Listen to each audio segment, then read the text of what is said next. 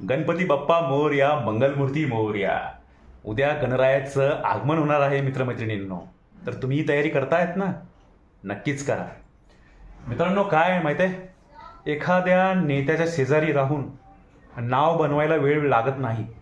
कुठलाही व्यक्ती जाऊन, कुठल्याही समाजाचा व्यक्ती जाऊन एखाद्या नेत्याला जाऊन भेटला, त्याच्या शेजारी जाऊन फोटो जर काढला आणि हळूहळू त्याचा कार्यकर्ता झाला तर नाव बनायला वेळ लागत नाही. पण एकट्याला नाव करायला आहे ना, खूप वेळ लागतो मित्रमैत्रिणींना. खूप वेळ लागतो. त्याला खूप मेहनत घ्यावी लागते, खूप स्ट्रगल करावं लागतं. तुम्हाला जवळचं उदाहरण देऊ का? 29 तारखेला एक मोठं आंदोलन आहे, ज्यांचं नाव आहे जरांगे पाटील. मराठा समाजाच्या आरक्षणासाठी जे लढत आहे ते काय आत्ताच लढत आहेत का? आजच्या नवीन पिढीला कदाचित माहिती नसेल, पण जरांगे पाटील साहेब हे गेल्या 20-25 वर्षापासून मराठी आरक्षणासाठी लढत आहेत. बघितलं तेव्हा कुठं, आज संपूर्ण मराठा समाज त्यांच्या पाठीशी आहे. आज त्यांची ताकद एवढी आहे ना मित्रमैत्रिणींनो, एखाद्यास म्हणतात ना सीएमची सुद्धा एवढी ताकद नाही. आणि आहेच, खरंच आहे.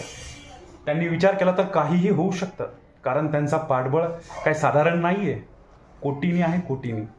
तर म्हणूनच म्हणतो, 20-25 वर्षाची त्यांची मेहनत, लगन आणि स्ट्रगल त्यांनी केलं इथपर्यंत. आणि त्यांनी काही स्वतःसाठी नाही केलं, त्यांनी आपल्या समाजासाठी केलं आहे खास करून. हे खूप विशेषत आहे. त्यामुळंच म्हणतो मित्रमैत्रिणींनो, एकटं लढायला खूप उशीर लागतो, खूप स्ट्रगल करावं लागतं.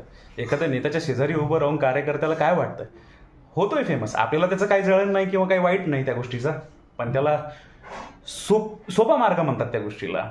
अवघड मार्ग काय? एकटा लढत राहणे.